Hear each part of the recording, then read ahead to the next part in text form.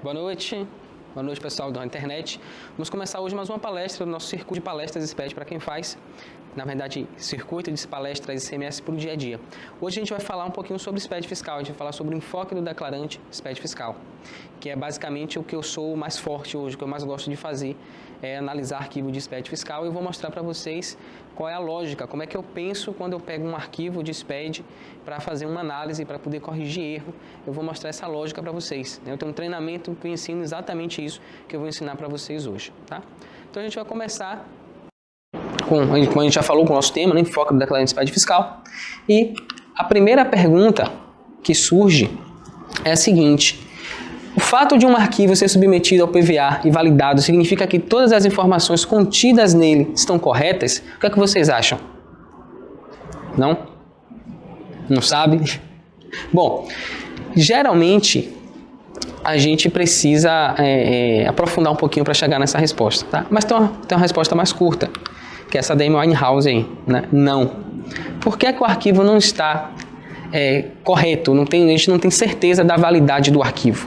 A gente vai ver isso ao longo de toda essa palestra de hoje, tá? Então a primeira pista que a gente tem disso é o Perguntas Frequentes, essa pergunta 7.10.2. O que é que tem lá? Esse documento, Perguntas Frequentes versão 6.0, página, eu esqueci de botar a página aqui, mas depois eu vejo qual é.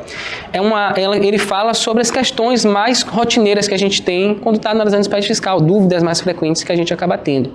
Então, um documento da Cefaz tem quase 300 páginas, que ele vai detalhando algumas questões, algumas dúvidas que as pessoas têm e foram respondendo isso. Então, todo ano eles vão fazendo uma atualização. Eu não sei se vai atualizar para o ano que vem, mas por enquanto tem aí um bom conteúdo para a gente poder fazer as análises. E exatamente essa pergunta que eu fiz para vocês no início é a pergunta que está lá nesse documento. E qual é a resposta da Cefaz? A gente já viu que não, né? Ele começa falando que não, que o fato de você enviar o arquivo validado dentro do seu validador não garante que ele está correto. E o PVA ele faz algumas validações e não quer dizer que a FD recepcionada no ambiente nacional e contenha informações corretas de acordo com a aplicação da legislação tributária. Então esse é o posicionamento da própria Cefaz. Ela não garante que o arquivo enviado está correto. Sabendo disso, ela continua ainda, essa resposta é uma resposta bem longa, e a gente vai, basicamente, boa parte dessa palestra, mais ou menos metade dessa palestra vai ser em cima dessa questão aqui. Esta correção será verificada em procedimento posterior de auditoria pelo fisco federal e estadual. Então, o que é que eles estão dizendo aqui? Além dele não garantir que está certa a sua escrituração de SPED fiscal, ele ainda vai verificar se está certo mesmo. E se não estiver certo, a gente vai ver o que é que vai acontecer aqui. Então, se você não acredita nisso, né, está lá no Perguntas Frequentes, ele colocou isso também na legislação, no ajuste CNF 2/2009. O que é esse ajuste? Esse ajuste é o documento que diz como é que funciona o SPED fiscal, ele regula o funcionamento do SPED fiscal. E lá diz o seguinte, ó: a recepção do arquivo digital da FD não implicará no reconhecimento da veracidade e legitimidade das informações prestadas, nem na homologação da apuração do imposto efetuada pelo contribuinte. Então, é a mesma coisa dito de uma maneira diferente, só que agora numa lei. É uma lei que é nacional, que vale para todos os contribuintes do ICMS. E ainda tem mais. Há uma série de validações que o PVA poderia fazer, mas não faz porque aumentaria consideravelmente o tempo de validação no ambiente do contribuinte, por exemplo. Então, isso aqui ainda é a resposta que a gente estava vendo lá da pergunta 7.10.2. O que é que ele está dizendo para a gente aqui? Que, ó, eu não garanto que está certo, eu vou ver se está certo, e eu tenho uma maneira de verificar se está certo. Só que eu não vou fazer isso porque eu não quero. Ele está justificando aqui que o tempo de validação ia ser muito grande. Então, por isso, ele não faz todas as validações que poderia fazer. Mas, no entanto, ele faz essas validações para poder identificar os erros que nós cometemos ao escriturar o SPED fiscal e para nos autuar posteriormente. Então, é algo meio injusto, né? As informações incorretas ou as omissões de informações estão sujeitas à aplicação de penalidades pelas autoridades tributárias federal e estadual. No final ele ainda diz, se você tiver feito alguma coisa errada, eu vou te autuar. Né? E aí, como é que ele faz isso hoje? A Cefaz ela tem um sistema que foi desenvolvido pela Cefaz de Minas Gerais. É um sistema chamado Auditor Eletrônico Nacional. O que é que ele faz? Ele pega os arquivos do SPED e faz uma verificação, uma validação desses arquivos e descobre quais são as inconsistências que tem nele. se eu escriturei todas as notas, se o CST está condizendo com o CFOP. Ele faz diversos cruzamentos e traz para a gente lá um relatório de autuação e a gente pode ser autuado por causa disso, né? Obrigado a pagar uma multa por causa disso. Tanto é que em 2016 foram emitidos mais ou menos 120 bilhões em autos de infração. Já em 2017 esse valor foi para quase 205 bilhões, foram 204,99 bilhões de reais emitidos em auto de infração. De um ano para o outro, então quase dobrou, quase 100% de aumento de um ano para o outro. E por quê? Por que isso? Porque hoje eles têm tecnologia para fazer essas verificações. E na contraparte a gente tem só o validador, que a gente já viu aqui que não cobre todas as informações, que eu mando pode estar completamente errado e que ainda assim eu posso ser autuado por causa disso. Ou seja, ele poderia fazer uma verificação, vi que tem erro aqui no seu SPED fiscal, será que não tem alguma coisa que você fez errado, alguma coisa que você possa melhorar aí? Não, ele já vai autuando você e você já vai ser obrigado a fazer o pagamento dessa multa, mesmo sem saber onde foi que você errou. Então a coisa ainda fica um pouquinho pior. A gente vai agora entrar nas penalidades. Quais são as penalidades que eu estou sujeito quando eu declaro o SPED fiscal? A primeira delas, e a gente está falando aqui de Bahia, tá? Todos os contribuintes da Bahia, está prevista lá na Lei 7.014 de 1996.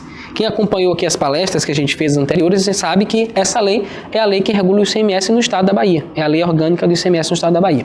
E o que é que diz lá no inciso 13A, a linha A do artigo 40? Ele vem falando pra gente que existe uma multa de R$46 mil a quem fornecer ou divulgar programa aplicativo ou outro programa de processamento de dados aplicada a penalidade por cada cópia do programa encontrado com o contribuinte. Então essa é uma multa que a gente está sujeito a tomar. A gente não, quem desenvolve o software. Eu sou empresa, sou contribuinte do ICMS, eu uso o software para poder fazer a minha análise, minha validação do SPED fiscal, para transmitir, para gerar o arquivo.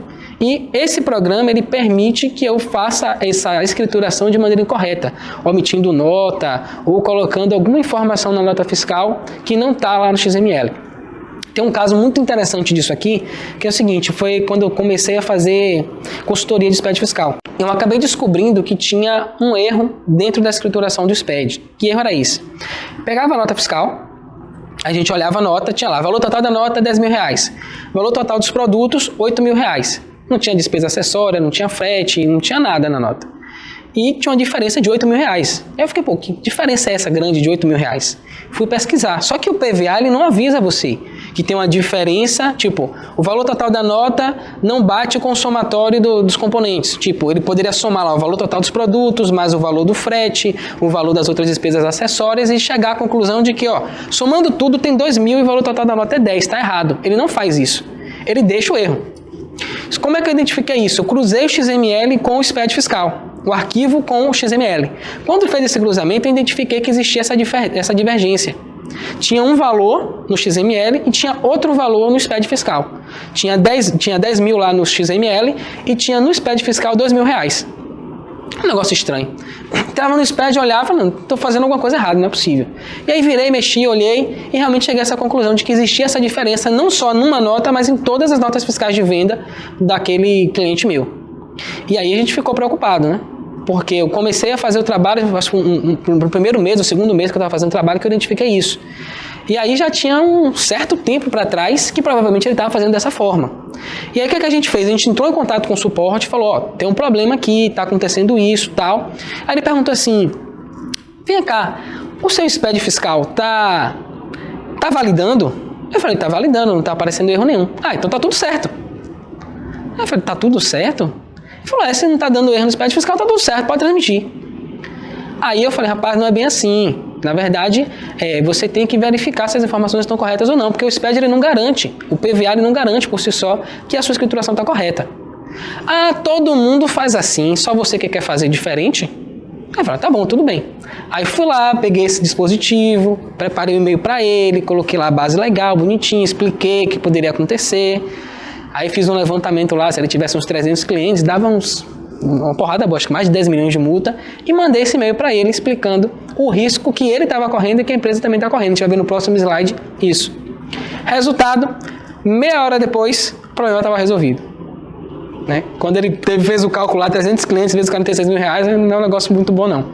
E ele foi lá e resolveu rapidinho. Então, esse aqui é um argumento muito forte que a gente, como analista de SPED fiscal, pode utilizar para forçar o desenvolvedor de software a gerar as escriturações do SPED fiscal da maneira que tem que ser, certo? Fora essa multa aqui, a gente tem uma segunda multa. Aí, prosseguindo, né?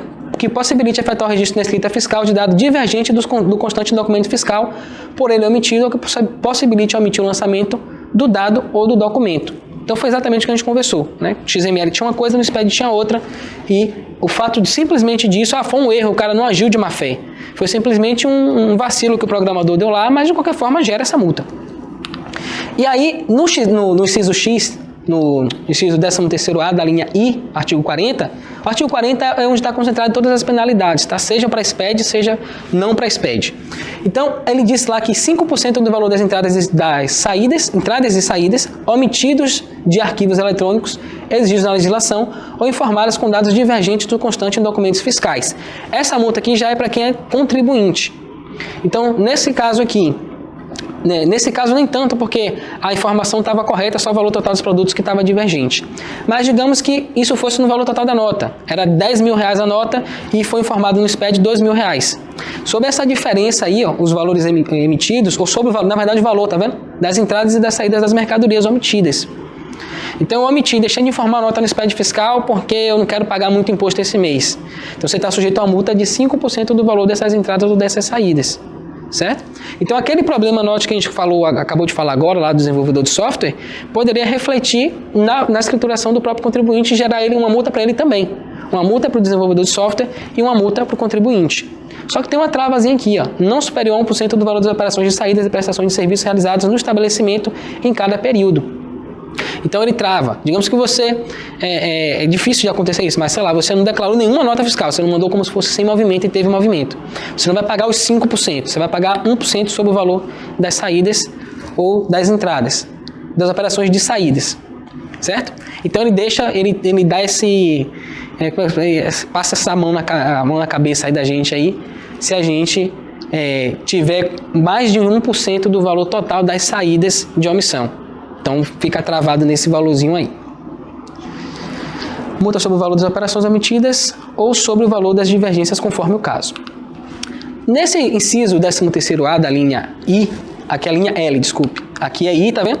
Tem uma diferença bem sutil do I para o L. O artigo 40 também. R$1.300 pela falta de entrega no prazo da FD ICMS-PI. Note que ele não está falando de falta de entrega, ele está falando de falta de entrega no prazo.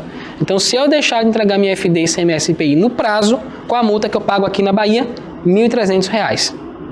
Essa multa é gerada automaticamente? Hoje não.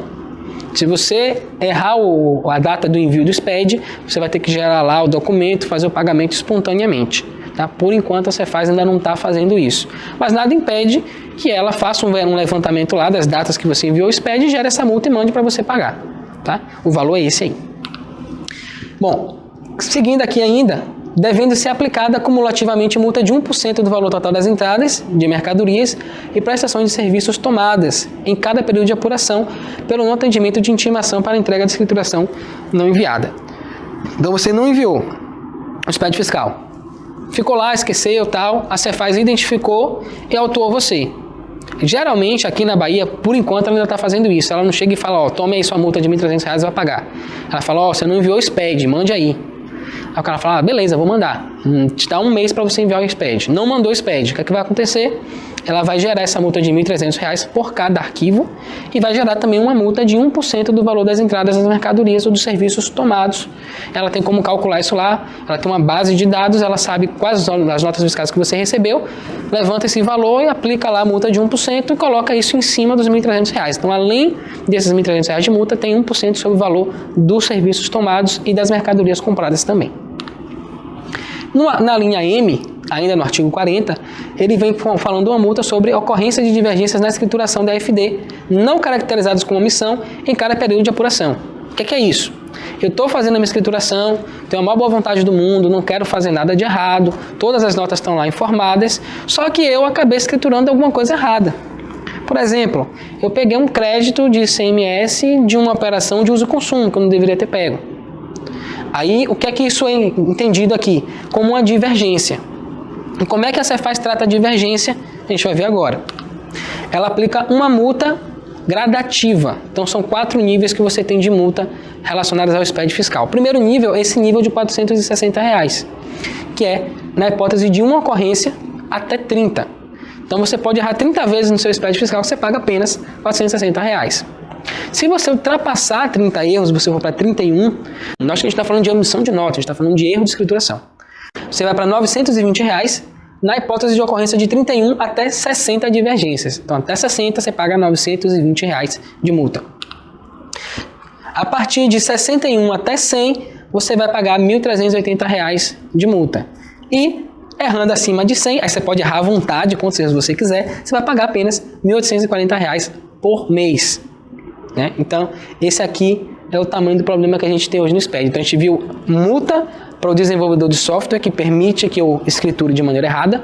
A gente viu multa por omissão, multa por divergência do que eu informei no documento do que está lá no SPED fiscal e agora multa por divergência de escrituração.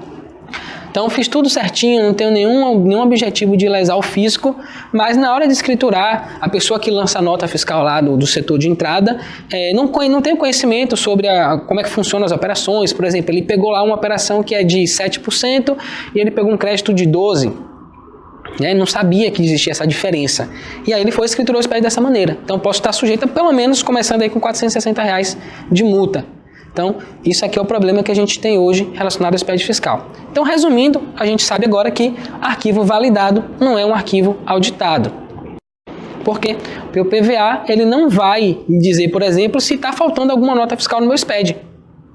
Por quê? Você pega um arquivo TXT e joga lá dentro. Ele faz uma série de validações, geralmente matemáticas, lógicas, e diz a você, ó, isso aqui não está coerente, isso aqui não está coerente, e a gente sabe que isso é uma parte do que ele realmente pode fazer.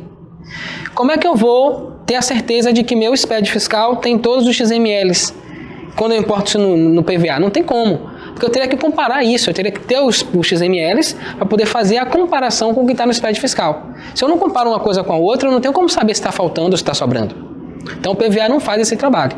A gente tem que fazer isso de uma outra forma. Aí tem diversas maneiras da gente fazer isso. Que eu não vou aprofundar hoje nisso, no como é que faz, porque seria muito técnico, teria que entrar no programa, abrir uma planilha, e como é uma palestra, a gente não tem tanto tempo para fazer isso, tá? Esse aí é o tamanho do problema, e agora como é que a gente resolve esse problema? A gente vai começar agora a entender como é que funciona, qual é a lógica de funcionamento do SPED fiscal e o que é que eu posso fazer para poder garantir o mínimo de segurança quando eu fizer as minhas escriturações. A melhor maneira da gente resolver os problemas é adquirindo conhecimento, né? Existem alguns níveis. Então, digamos que você tem um problema de nível 1 e você está no nível 0. Tem um grande problema para você resolver. Como é que você transpõe esse problema de nível 1? Você tem que sair do nível 0 de conhecimento que você tem e ir para o nível 2. Você ficar no nível 1, você vai ficar batendo cabeça ainda ali. 1.1, você já consegue sair daquele problema se arrastando. Então você vai levar o seu nível de conhecimento do nível 0 para o nível 2, você vai conseguir passar de um problema de nível 1 tranquilamente.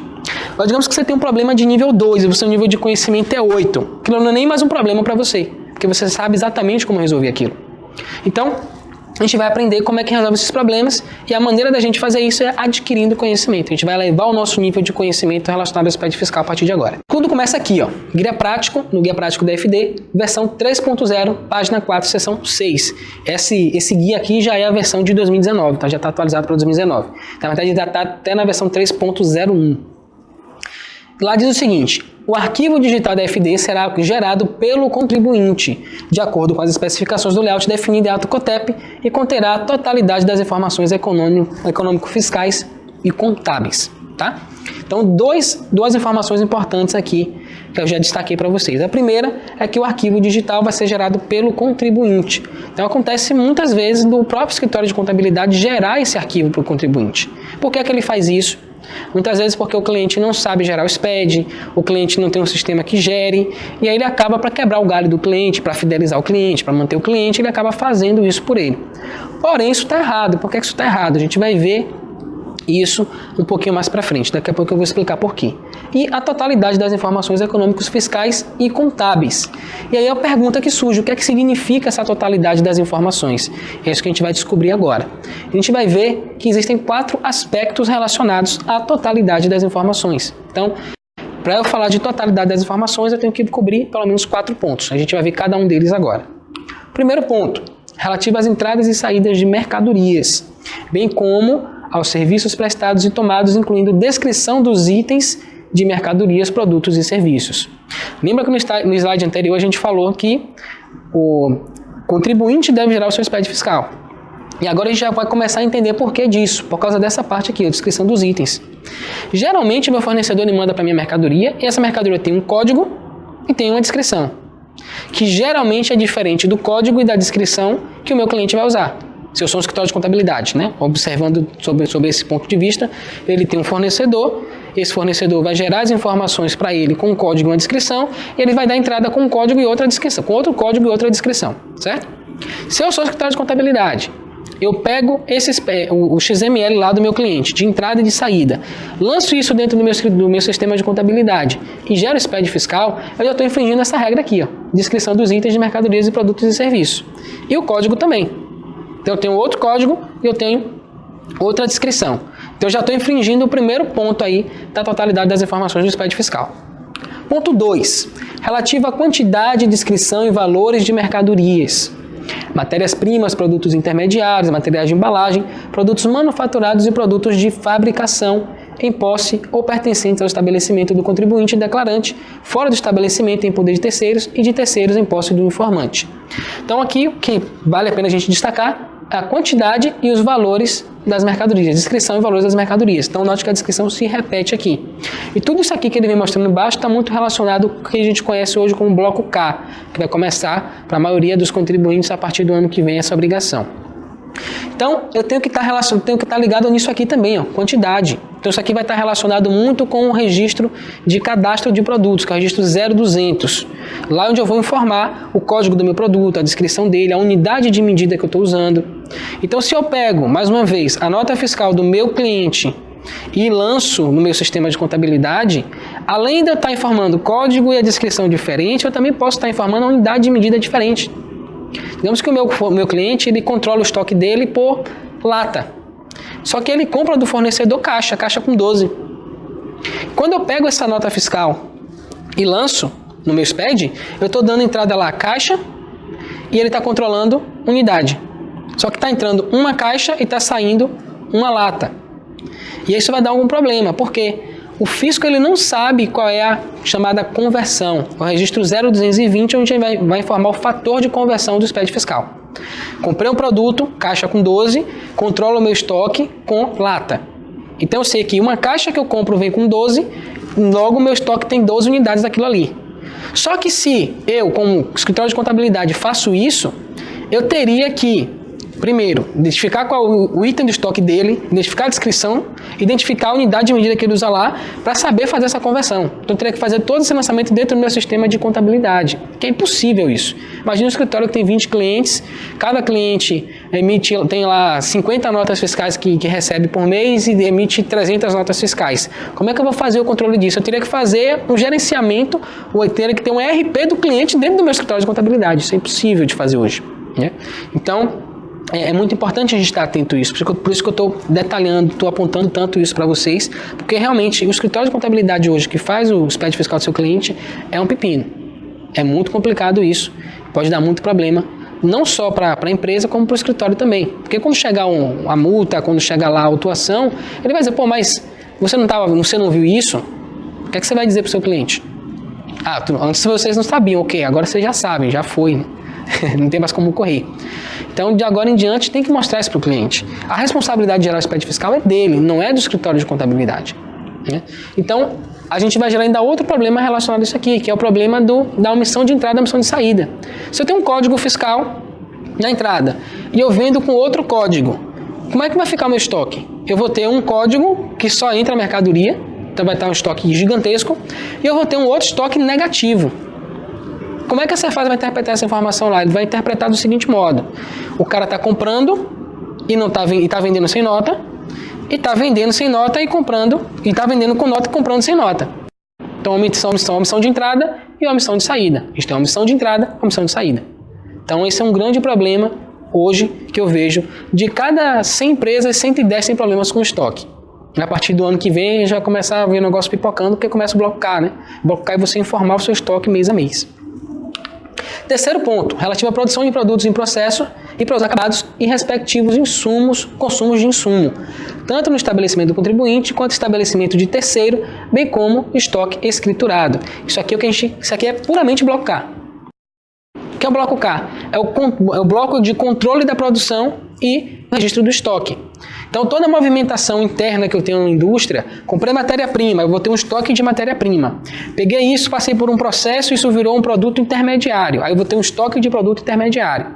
Peguei esse produto intermediário, passei por um processo e ele virou um produto acabado. Eu tenho um produto acabado. Então, existe um fluxo que esse material percorre dentro da indústria, que isso vai ter que ser descrito através do bloco K.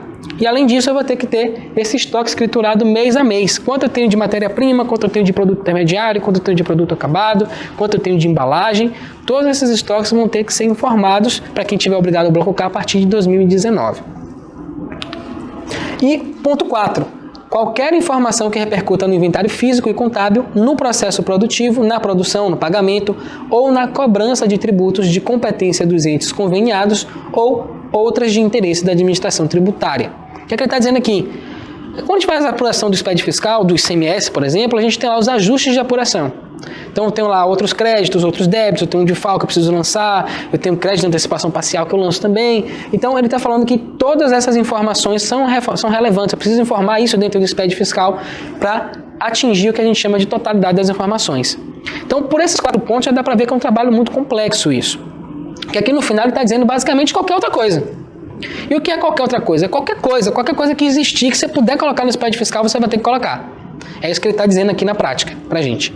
Então, e se eu não fizer isso, eu corro o risco de cair lá naquelas penalidades que a gente viu. Começando aqui no caso da Bahia, com 460, indo até R$ 1.840 por mês, simplesmente porque eu esqueci de colocar um registro lá que é importante. Por exemplo, comprei uma mercadoria de fora do estado, veio com a GNRE, tem campo para informar a GNRE dentro do SPED fiscal e eu não informei esse documento. Eu posso estar sujeito a multa por causa disso. Vai ser considerado como uma divergência. Então cobrimos aí os 4 pontos. Na mesma seção do guia prático, nós temos o seguinte texto. As informações deverão ser prestadas sob o enfoque do declarante. Então, o que é enfoque do declarante? É o tema da nossa palestra de hoje. Então, tudo isso que a gente viu até aqui é para introduzir o enfoque do declarante. E o que é isso? O que é que vem a ser o enfoque do declarante? Esse aqui é o Obama, está meio escurinho ali, mas ele está ali. O enfoque do declarante nada mais é do que você apresentar as informações de acordo com o seu ponto de vista. Então, o contribuinte comprou a mercadoria, ele tem uma visão sobre aquela operação. Ele vendeu a mercadoria, ele tem uma visão também sobre aquela operação, que muitas vezes é diferente da visão que tem o adquirente dessa mercadoria. Por exemplo, teve uma situação que aconteceu hoje me ligaram com essa dúvida. Marcos, eu recebi aqui uma nota fiscal com o CFOP de devolução, só que devolução de mercadoria adquirida para uso e consumo. Então, eu sou uma empresa comercial, vendi uma mercadoria para um cliente meu, dentro do estado, e ele devolveu essa mercadoria para mim. Só que ele comprou essa mercadoria para uso e consumo. Ele deu entrada lá com o CFOP 1556, não pegou crédito e tal. Na hora de devolver, como é que ele devolve essa mercadoria? Com o CFOP, acho que foi 5556, acho que é 5556, que é devolução de mercadoria adquirida para uso e consumo. Não foi CFOP, é outro próximo. Como é que eu faço o lançamento dessa nota fiscal dentro do meu SPED fiscal, sendo que foi eu que vendi? Quando eu vendi para ele, eu vendi com o CFOP 5102. Aí as pessoas têm essa dúvida. Como é que a gente resolve essa dúvida? Usando o enfoque do declarante. Quando eu vendi para o meu cliente, eu mudei agora a visão. Eu saí da visão de vendedor, fui para a visão de adquirente. Qual a visão que eu tenho? Para que eu comprei essa mercadoria? Eu comprei para consumir. Pronto. Então qual é o CFOP que eu vou usar? Eu vou usar o CFOP de quem consome. 1556. Operação dentro do estado. E vou pegar crédito? Não, vai ter uma série de regras que a gente tem que cumprir para que essa operação realmente seja caracterizada como eu estou dizendo que é.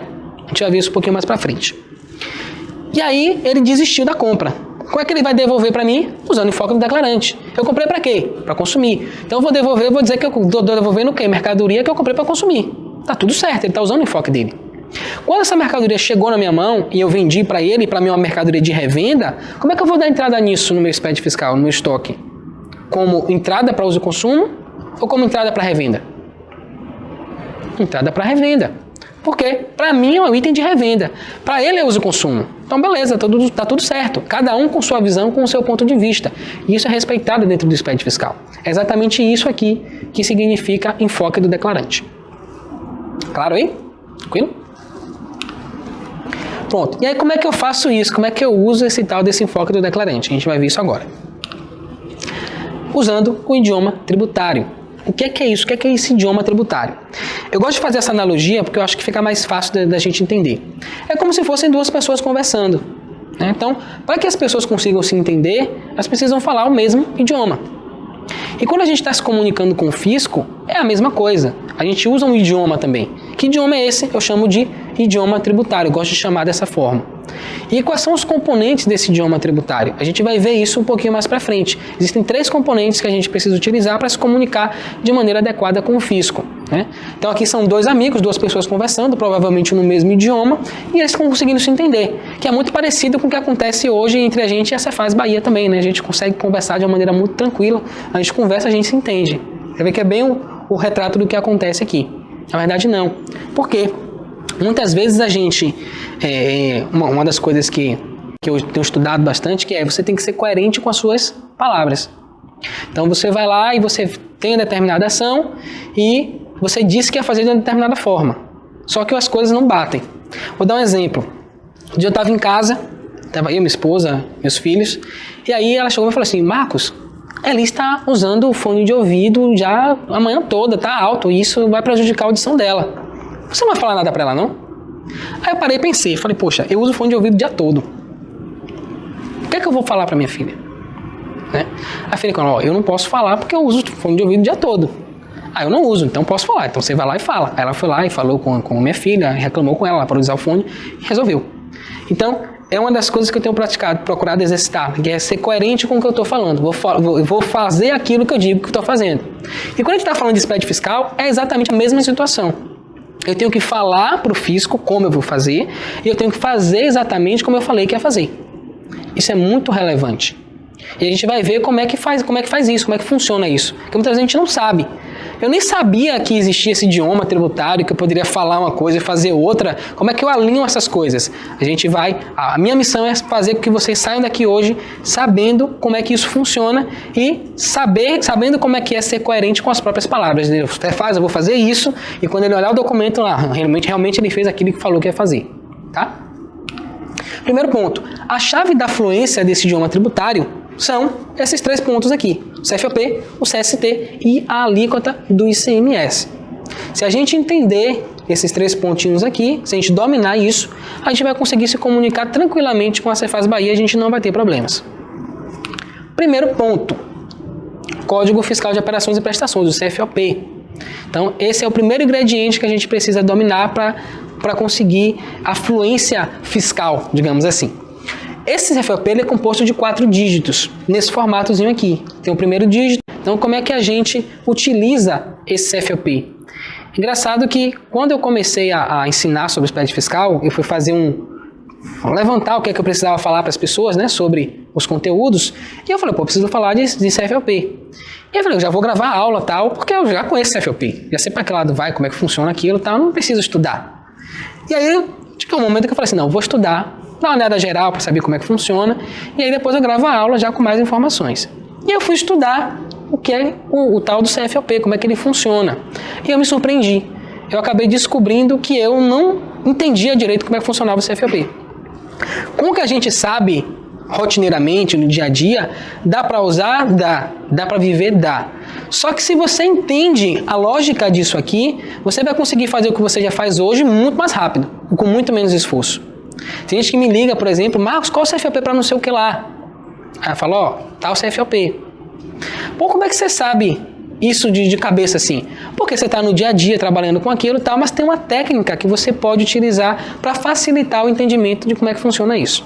A primeira é aquela que todo mundo já sabe, né? Que é a do primeiro dígito. Para que serve o primeiro dígito? Todo mundo sabe. O primeiro dígito vai dizer se a mercadoria é de dentro do estado, se é de fora, se é entrada ou se é saída e tal. E isso aqui é o mais comum. Geralmente a gente vai até aqui. É o dígito que representa a origem da operação. Então a gente tem lá essas operações. A gente tem as entradas e as saídas. Então a gente sabe que começando com 1, 2 e 3 são entradas, com 5, 6 e 7 são saídas. Então, estadual vai ser 1 para entrada, 5 para saída, interestadual 2 para entrada e 6 para saída, e internacional 3 para entrada e 7 para saída. Vocês notaram que está faltando um número aqui? Número 4. Para que serve esse número? Alguém sabe me dizer? Eu também não sei dizer. Ele está aí solto. Deve ser para separar, né, o que é entrar, onde é que começa a entrada, onde é que começa a saída. Mas na verdade ele não tem um uso, ele dá um dígito que está reservado, não tem nenhuma função hoje em dia.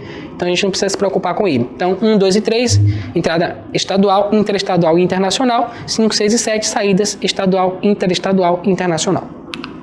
Agora a gente vai para o ponto que as pessoas menos conhecem. E eu também conhecia muito pouco isso aqui. São os dígitos centrais. Inclusive, eu dividia antes como dígito inicial os 3 dígitos restantes. Depois, estudando um pouquinho mais, eu percebi que existia mais uma subdivisão. Que é, esses 2 dígitos centrais, eles dizem pra gente o tipo de operação que está sendo realizada. Como assim? Vamos dar uns exemplos aqui. Eu tenho compra para revenda, industrialização, produção, comercialização, prestação de serviço, começando com ponto 100. Aí eu tenho aqui ponto 200, devoluções de venda, produção, terceiros, ponto 250, energia elétrica, ponto 300, serviço de comunicação. Então, olha que interessante. Quer dizer que os 2 primeiros dígitos vão dizer qual o tipo de operação que está sendo realizada? É. Então, se eu estou procurando um CFOP para compra de mercadoria, eu preciso olhar agora a tabela toda de CFOP? Não. Eu só preciso olhar aqui, ó, ponto 100.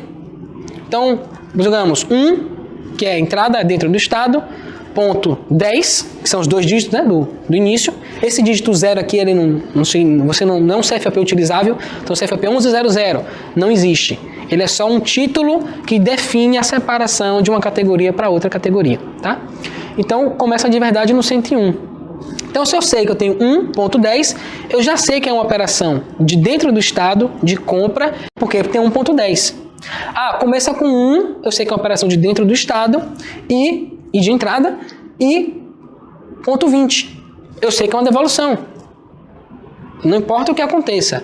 Começou com ponto 20, vai ser devolução. Começou com ponto 25, eu já sei que vai ser energia elétrica. Começou com ponto 30, eu já sei que vai ser serviço de comunicação.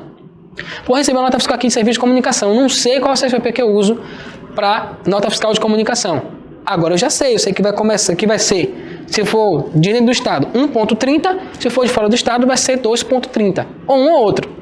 E o último dígito, depois eu vou procurar saber. Observe como isso restringe o meu campo de busca. Eu não preciso mais olhar agora todos os CFOPs que estão lá na tabela de CFOPs. Eu vou olhar aquele pedacinho específico e descobrir qual é a minha operação. E aí que entra o terceiro dígito, aquele lá da pontinha, o último. O que é que ele faz? Ele identifica quem está realizando a operação na maioria das vezes. Por que na maioria das vezes? Porque nem sempre ele vai dizer realmente quem é que está fazendo aquela operação. Tem casos que ele vai simplesmente detalhar um pouco mais a operação. Então ele vai juntar ali com os outros 2 dígitos. Temos alguns exemplos aqui. CFP 102. Então 1, entrada dentro do estado, 10, compra, 2, para comercialização. Se eu mudo esse 2 para 1, eu vou ter uma operação dentro do estado de entrada, 10 vai ser compra ainda, porém vai ser para industrialização, porque 1 quer dizer industrialização, 2 quer dizer comercialização, e assim sucessivamente. Então note que esse terceiro dígito aqui é quem vai definir quem está realizando essa operação na maioria das vezes. Outro exemplo, 501. 5 eu sei que é uma saída dentro do estado, 10 eu sei que é uma venda, né? Porque aquele 10, ponto 100 lá, ele serve tanto para compra quanto para venda. Então, é uma saída dentro do estado, uma venda e de produção de estabelecimento, ou seja, efetuado por uma indústria.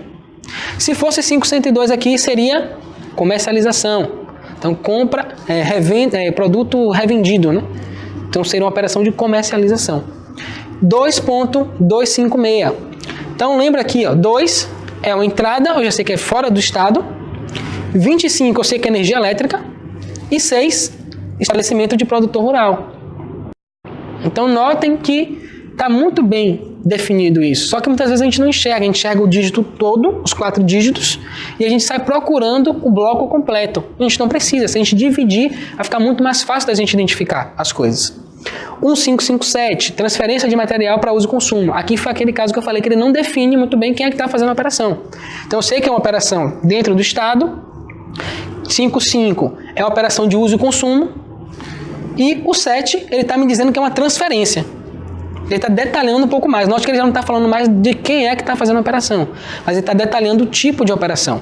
Como, por exemplo, um 556 é entrada, uso e consumo e acabou. Então não tem mais nenhum detalhamento. Então, um 556 é transferência, um 551. O 551 vai ser entrada para ativo imobilizado. Então tem casos que ele realmente vai só detalhar mais um pouco a operação. Mas na maioria das vezes ele vai dizer quem é que está realizando aquela operação. E 5.911, remessa de amostra grátis, que o 5. Quando começa com 90, né, ponto 90, geralmente já são operações mais específicas, operações particulares.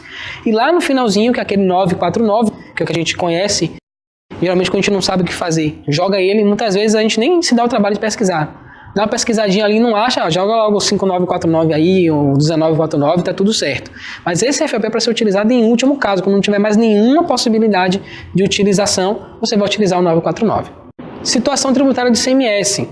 Agora a gente acabou de ver esse FOP, certo?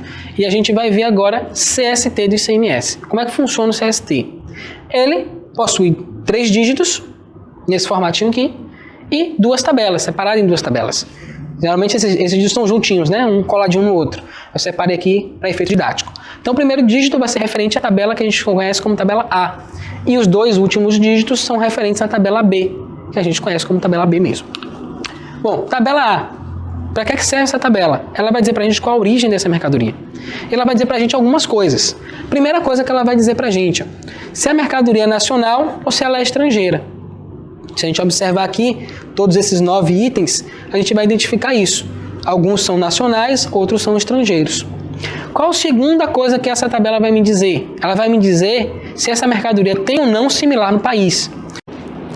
Então, observem aqui os dígitos 1 e 2 são mercadorias com similar no país e os dígitos 6 e 7 são produtos sem similar no país. 6 e 7 aqui, sem similar nacional. Então, a segunda informação que ela vai me dizer. Terceira informação que essa tabela vai me passar. Se o produto ele foi produzido em conformidade com os processos produtivos básicos que estão todas essas leis aqui. Então, a terceira informação que eu tenho. Por exemplo, produto da Zona Franca de Manaus. Tem algumas situações, algumas produções específicas que tem essa classificação aqui, começando com 4, que dá direito a uma tributação diferenciada. Certo? Eu falei de 3 até agora, né? Quarto ponto. Quarta situação que ele vai me dizer. Ele vai me dizer qual é a alíquota interestadual da operação. E é aqui que está o pulo do gato dessa tabela. Porque muita gente não conhece isso aqui e, por não conhecer isso, também não sabe quando é que vai aplicar 4, 7 ou 12. 7 ou 12 é padrão, geralmente as pessoas não erram isso não. Mas quando é 4 e quando vai ser 7 ou 12, a gente acaba não sabendo. E por que a gente não sabe? Porque a gente não conhece essa tabela a fundo. A gente não conhece as informações que ela traz pra gente. E é isso que a gente vai conhecer hoje. Então notem aqui, ó. Sempre que eu tenho uma mercadoria nacional, eu tenho essa aqui, 100%, eu vou ter 7 ou 12. Aqui embaixo eu já tenho uma mercadoria nacional também. Só que ela tem conteúdo de importação acima de 70%. Então o que é que vai definir se a minha alíquota vai ser 4% ou se vai ser 7 ou 12? Vai ser o conteúdo de importação. E aí vamos tentar traçar uma lógica aqui, ó. Notem aqui, o dígito 1 e 2, a gente tem aqui produtos com similar no país com alíquota de 4%, certo? Beleza. Aí no 6 e 7, eu tenho aqui os produtos também com 7 ou 12%. Só que esses aqui são sem similar no país. Aqui são produtos totalmente de fora, ou seja, 100% importados. Eles vão ter 4%. Por que esses aqui que são sem similar são 7 ou 12, apesar de serem importados? Porque existe uma legislação que diz que se o produto não tiver nenhum similar no país, ou seja, não é produzido aqui, ele vai ter uma alíquota diferenciada de 7 ou 12%. E aí, prosseguindo, eu tenho o dígito 3, que vai ser 4% também, e o dígito 8. O que é que eles têm em comum? O dígito 3, ó, é conteúdo de importação acima de 40%, e o dígito 8 vai ser acima de 70%. O que é que isso está dizendo para a gente? Resumindo, que se eu tiver qualquer produto importado que tenha similar no país, cujo conteúdo de importação dele seja acima de 40%, eu vou pagar 4%. Então, qual é a pergunta mágica que a gente tem que fazer quando pega um produto para analisar? Qual o conteúdo de importação desse produto? Se ele for nacional, qual o conteúdo de produto importado? Porque notem por que ele vai ser nacional apesar de ter 70% de conteúdo importado. Porque ele foi produzido aqui. Se ele foi produzido aqui, ele é nacional, certo? Agora ele pode ser produzido aqui com conteúdo de importação, que pode ser 40%, acima de 70%. A gente tem aqui o 5%, por exemplo, que é igual ou inferior, abaixo de 40%. Então, se eu tenho até 40% de produto importado, então eu já não vou utilizar a alíquota de 4%, eu vou utilizar 7% ou 12%. Se for acima de 40%, exceto para os casos sem similar nacional, eu vou usar 4%. Então, essa é a lógica de funcionamento da tabela A. Alguém tem alguma dúvida com relação a isso? Tranquilo? Claro? Pronto. Tabela B. Essa tabela é a tabela que eu vou utilizar para dizer como é que vai ser a tributação da minha operação. Então, a tabela A me diz de onde ela vem, como é que vai funcionar, se vai ser 4, 7 ou 12, e a tabela B vai dizer como é que eu vou tributar. Eu posso pegar o crédito, não posso, vou reduzir a base de cálculo, como é que eu vou lidar com essa operação. Então, aqui eu tenho todas essas situações aqui. Então, eu tenho 00, que é tributado integralmente, comprou a mercadoria de fora do estado, veio com CST 100. Então, algo importante aqui que eu esqueci de falar para vocês. Dígito 0, dígito 1, dígito 2. Tá? 0, nacional. Dígito 1, importação direta. O que é que esse dígito está me dizendo? A pessoa que está me vendendo importou essa mercadoria de fora do país. Se importou de fora do país, né? Claro. Então, ela importou essa mercadoria. Beleza. E esse dígito 2 está me dizendo o quê? Que essa mercadoria foi adquirida no mercado interno. Se eu compro de alguém que está utilizando o dígito 2, o que é que ele está me dizendo? Essa mercadoria é importada, só que eu não importei, eu comprei de alguém que importou. Isso aqui é muito importante, por quê? Digamos que eu sou um varejista. Eu estou aqui, tenho a minha lojinha e eu compro de um atacadista. Esse atacadista importou essa mercadoria. Ele vai me vender uma mercadoria com CT 100, tributado integralmente. Beleza. Vou pegar essa nota, vou dar entrada, a gente já viu lá o CFP 1.102, que eu vou revender. E o CST que eu vou utilizar? Qual o CST que eu vou utilizar? Eu vou utilizar começando com 1 ou com 2? Com 2, por quê? Porque ela foi adquirida dentro do mercado interno. Então, ele importou, não foi eu que importei. Então, notem, mais uma vez, o enfoque do declarante trabalhando aqui. Eu importei, vou vender a mercadoria, vou usar dígito 1. Por que dígito 1? Porque foi eu que importei. Agora, a pessoa que está comprando de mim, quando ele for dar entrada, ele já vai utilizar o dígito 2, porque essa pessoa adquiriu uma mercadoria importada no mercado interno.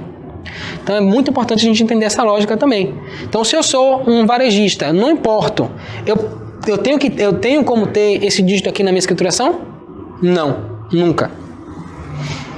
Eu importo. Pode ser que aconteça realmente de você ter produtos com o dígito 1. Se você importa, com certeza vai ter. Se você não importa, não tem por que ter nenhuma escrituração sua, nenhuma nota fiscal, nenhum produto lançando com o dígito 1. Tem que ser sempre 2. Pelo menos. O 0, 1 não vai existir para você. Pulo 1, 2 em diante. Aí você pode usar qualquer um. Tá?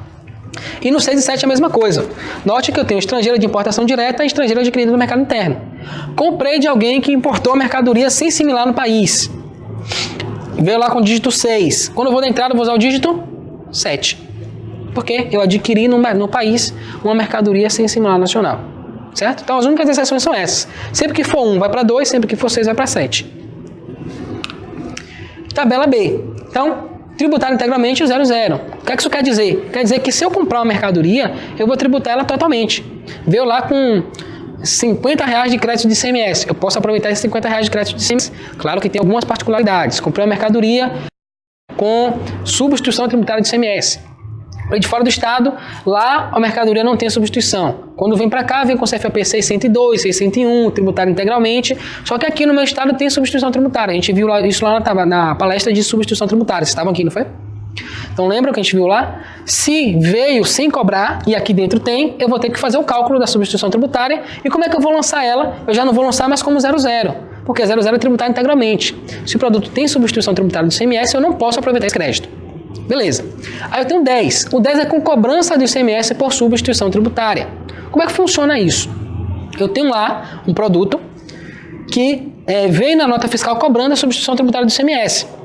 Ele vai vir com o CST 10.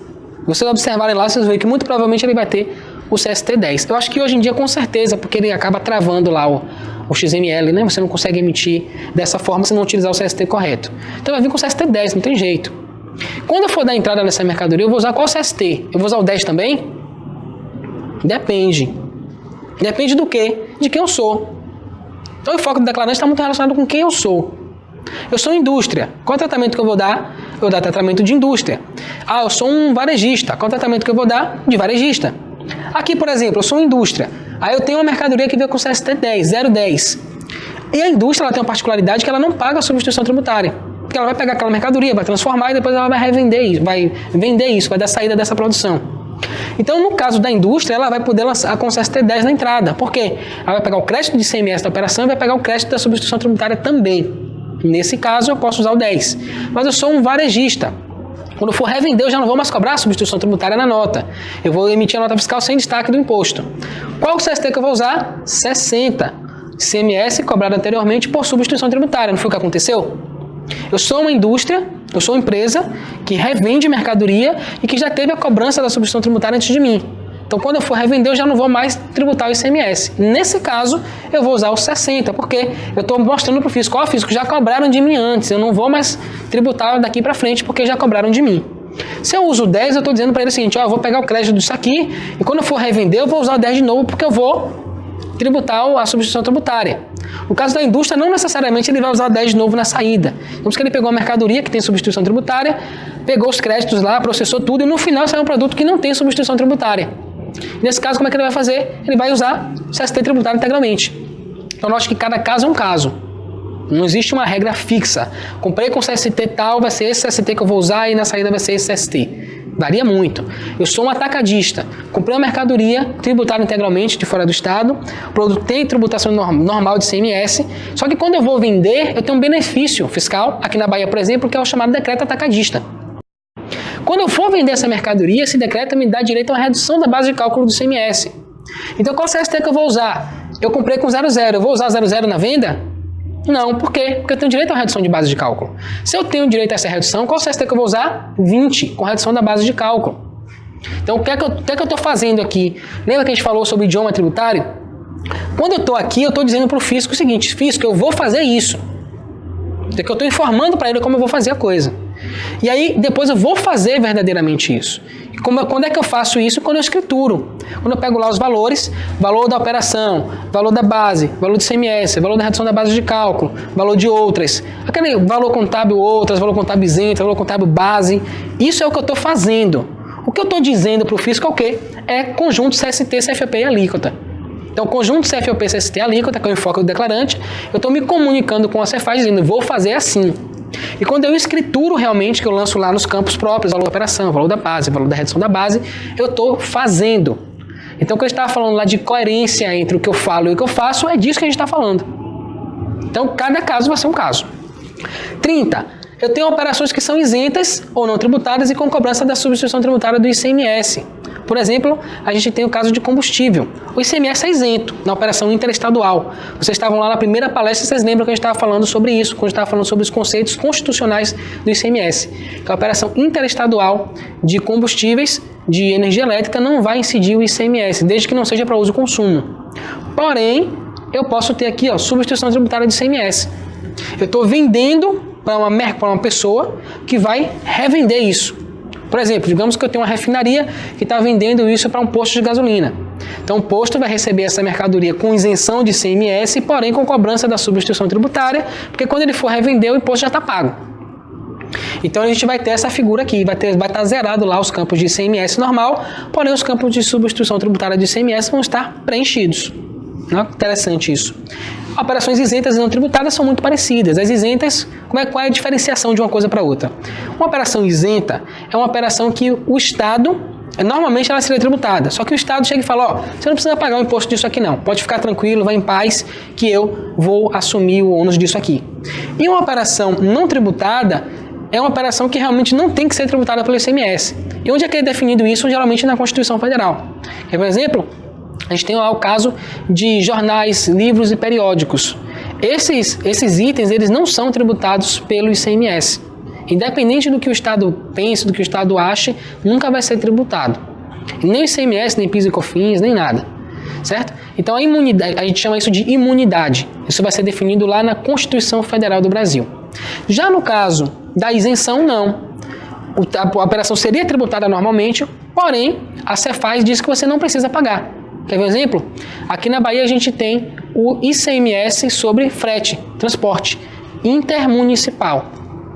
Então, se eu tenho transporte de um município para o outro, cobrindo a Bahia toda, eu não vou pagar o ICMS dessa operação. Por quê? Porque a Cefaz Bahia ela me isenta disso. Ela me diz que eu não preciso fazer o pagamento do ICMS nos casos de transporte intermunicipal. A gente viu lá nas primeiras palestras que o transporte municipal, aquele dentro do município, ele não vai ser tributado pelo ICMS, vai ser tributado pelo ISS. Certo? Então são dois exemplos que a gente tem aí de isenção e de imunidade ou de não incidência, não tributação do ICMS. Depois a gente tem a suspensão e tem o diferimento. Suspensão, o que é a suspensão? A suspensão vai ser uma situação em que incidiria normalmente o ICMS, porém o Estado ou os estados, através de convênio, vão definir o seguinte, ó, você não precisa pagar desde que você cumpra determinados pré-requisitos. Por exemplo, eu mandei uma mercadoria para demonstração, mandei uma mercadoria para conserto ou reparo. Eu tenho uma suspensão do ICMS. Então, eu não preciso pagar desde que essa mercadoria vá e volte com 180 dias.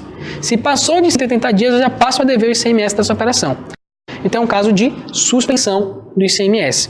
Lembrando que isso eu sempre vou estar linkando lá com o primeiro dígito, tá? Que vai definir a origem. O 51, diferimento. Ao contrário do que a gente viu aqui no 10 existe uma cobrança e dali para frente não tem mais a cobrança da substituição tributária, do ICMS normal. No caso do 51, que é o diferimento, o que é que vai acontecer? Eu tenho uma mercadoria, uma operação que é algum diferimento. Então eu vou vender para você e não vou cobrar o ICMS. E aí o outro vai pegar a mercadoria, se tiver diferimento ele vai vender também e não vai cobrar o ICMS.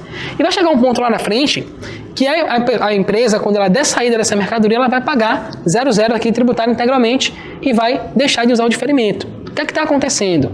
Na substituição tributária, eu calculo quanto seria de ICMS na frente e já recolho aqui logo no início. No caso de diferimento é o contrário. Eu deixo o barco correr solto e lá no final eu pego uma pessoa e falo, você vai pagar o ICMS por todo mundo que deixou de pagar. E como é que isso acontece? Lembra que a gente estava falando sobre o princípio da não cumulatividade do ICMS. Como é que funciona isso? Comprei, tem um crédito, vendi, tem um débito. Se eu estou comprando e não estou tendo crédito, quer dizer que quando eu vender eu vou ter uma tributação integral, se eu não tiver o diferimento. Eu tenho o diferimento, comprei com diferimento, não tive crédito de ICMS, vendi com diferimento, não tive crédito de ICMS. Só que isso vai acumulando, né? Tanto o pagamento quanto o não pagamento vai acumulando. E vai chegar um momento que alguém vai comprar sem crédito e quando ele vender, ele vai vender com débito. Como ele não tem um crédito para compensar, ele está pagando o ICMS por todo mundo que veio antes dele. Inclusive sobre a agregação de valor que ele colocou, certo? É assim que funciona o diferimento. CST 60, com cobrança de substituição tributária, ele está dizendo para a gente o seguinte, que essa operação aqui foi precedida por uma operação CST 10. Então, quando eu uso esse CST, eu estou dizendo basicamente que quando eu adquiri essa mercadoria, ela veio com CST 10, ela veio cobrada na nota. Por isso que eu estou usando 60. Então, quando eu for revender, eu vou usar sempre o CST 60. Aqui cabe uma diferenciação interessante. Quando a gente utiliza geralmente esse CST 60, a gente vai revender a mercadoria, a gente usa um CFOP, que é o 5403. Geralmente as pessoas usam o 5403. Porém, não está correto. O correto é o 5405. Por quê? Quando você chegar lá na tabela do CFOP e pesquisar CFOP 5403 e 5405, você vai ver que é o mesmo texto e só muda o finalzinho. Um é para substituto, outro é para substituído. Então, o que é que ele está dizendo com isso? O 5403 vai ser utilizado por contribuinte substituto. O que é o contribuinte substituto? O substituto é aquilo que era para ser uma coisa e foi ele no lugar. E o substituído? Era para ser eu e foi outro no meu lugar, certo? Então, se eu sou um contribuinte substituto, quer dizer que eu pago a substituição tributária. Se eu pago a substituição tributária, quando eu vender, eu vou usar um CFOP de quem paga a substituição tributária. Que nesse caso, se for revenda, eu vou usar o CFOP 5403. Se for indústria, eu vou usar 5401. Aí eu sou um varejista. Eu vou vender para consumidor final. Qual CFOP que eu vou usar? 5405, porque a descrição desse CFOP diz que ele tem que ser utilizado por contribuinte substituído. E foi exatamente o que aconteceu. Então lembra, a gente usa a mesma lógica do CFOP lá. O último dígito está dizendo quem está fazendo a operação. Então nesse caso o 3 está dizendo que é substituto e o 5 está dizendo que é substituído. Então muita gente mesmo, quase todo mundo que eu pego cliente novo usa CFOP 5403 ao invés do 5405. O pessoal não sabe diferenciar. Engraçado, aconteceu uma coisa interessante essa semana. Teve uma situação dessa, eu peguei lá e falei com o cliente, é um cliente meu já, só que ele mudou de sistema e tá usando o nosso CFOP 5403. Falei, não pode usar isso aqui, tem que ser 5405. Aí ela pegou o e-mail, passou para o suporte do sistema e o cara falou o seguinte, não, o 5403 é para você usar quando você estiver trabalhando com pessoa física. Se for com pessoa jurídica é o 5405. Eu falei, tem nada a ver isso não. Claro que eu não falei isso assim para ele, né? Eu falei, aí peguei a legislação, coloquei lá o texto, expliquei a ele que na verdade não era assim que funcionava, a lógica era um pouquinho diferente e tal, e mandei para ele. Não respondeu até hoje. Vamos ver mês que vem como é que vai vir o SPED, né? Mas para vocês verem como é difícil as pessoas conseguirem acertar esse CFOP. É simplesmente por causa dessa palavra, as pessoas confundem substituto com substituído. Bom, prosseguindo, a gente tem o CST 70, que é com redução da base de cálculo e cobrança da substituição tributária. O que é isso aqui? Uma mistura do CST 20 com o CST 10. No 20 eu vou ter uma redução da base de cálculo do ICMS. No 10 eu vou ter uma cobrança da substituição tributária. Então eu vou ter lá valor e base do ICMS reduzido e eu vou ter nos campos do ICMS ST a cobrança normal. Então, esse CST está me indicando que é isso que está acontecendo. Então, é uma operação que tem substituição tributária, mas ao mesmo tempo tem redução da base de cálculo do ICMS também. E o famoso outros. Quando a gente não sabe o que fazer, usa outros. Quando é que eu vou usar esse CST aqui? O outros, ele vai utilizar sempre que tiver uma situação. Vou dar um exemplo para vocês. Aquisição para uso e consumo. Comprei a mercadoria para uso e consumo e a pessoa que me vendeu com tributação normal, 0,0. Eu comprei para consumir. Quando eu pego a nota fiscal, tem lá o crédito de ICMS, não tem? Tem a base de cálculo de ICMS, tem o valor do crédito de ICMS. Eu posso aproveitar esse crédito de ICMS? Não. Lá na lei complementar, está dizendo que eu posso aproveitar, mas em 2020. Aí quando chegar mais em 2020, ele revoga um pouquinho. E aí vai. Então eu não posso aproveitar o crédito de ICMS para uso e consumo. Só que na nota fiscal tem um crédito de ICMS. Como é que eu identifico isso para o fisco? Tem um crédito aqui, só que eu não vou usar porque eu não posso. Eu vou usar o 90, porque é uma outra situação. Não tem aqui um CST que diz, quando a operação vier tributar integralmente, você vai usar esse CST aqui porque você não está pegando crédito. Não tem um específico para isso. Então a gente vai usar o 90. Por quê? Aqui eu vou cobrir todas as situações que não estão cobertas por esses outros CSTs aqui. É assim que a gente utiliza isso. Então, comprei a mercadoria de uso e consumo, CST 000, eu vou usar 0,90. Comprei a mercadoria para uso e consumo, veio com CST 300, 300. Como é que eu vou dar entrada? 390. Certo? Comprei a mercadoria para uso e consumo, veio com CST 100. Como é que eu vou dar entrada? 290, porque eu adquiri dentro do mercado interno, no Brasil, certo? Então é essa lógica que a gente vai utilizando. E aqui a gente tem, finalmente, o quadro combinado de origem e tributação. Pode perguntar. A parte ali do CFOP que termina com 403, do CST 10? 403 vai ser sempre com CST 10. E o CFOP 5405 vai ser sempre com CST 60. Lembrando sempre, 60 da tabela B, 10 da tabela B. Tá? E a tabela A a gente vai respeitar. Se foi industrializado, se foi produto importado, se foi produto com conteúdo de importação X, a gente vai manter o dígito respeitando sempre isso. Também é muito comum, por exemplo, nas operações de uso e consumo. A pessoa vai lá, compra, veio com CST 200, o cara vai lá, não, é 0,90, aí já lança 0,90 e vai, não, é 290. Tá? Isso faz diferença, porque eu estou rastreando. Se esses dígitos aqui não servissem para nada, não precisavam existir. Se eles existem é porque a gente precisa usar da maneira correta. Mas isso aí é besteira, a gente pode usar qualquer um que não vai dar problema. Realmente, até 2012 você não precisava se preocupar muito com isso, mas de 2012 para cá está lá explícito que você tem que utilizar o CST segundo o foco do declarante. E o que é que isso aqui está acarretando para a gente? Divergência. Se o fiscal quiser chegar lá e dizer, era CST 0,90 aqui, você usou, era CST 290, você usou 0,90. Ele pode me autuar? Pode, porque não está dizendo lá na regra que eu tenho que usar o CST de acordo com o enfoque do declarante. Então eu tenho que dançar conforme a música. Então é melhor a gente já se acostumando desde o início agora a fazer o certo, porque aí quando o negócio começar a apertar, a gente já está fazendo certinho e não vai ter nenhum problema, certo? Então aqui eu tenho aqui a combinação dos 3 dígitos, o primeiro dígito da tabela A e os 2 dígitos da tabela B. São 99 possibilidades que eu tenho aqui dentro dessa coluna, dessa tabela. Então aqui eu tenho as situações em que vai ser 7 ou 12, em que vai ser 4%. Então se vocês tiverem alguma dúvida, Marcos, peguei aqui uma operação com um CST 310.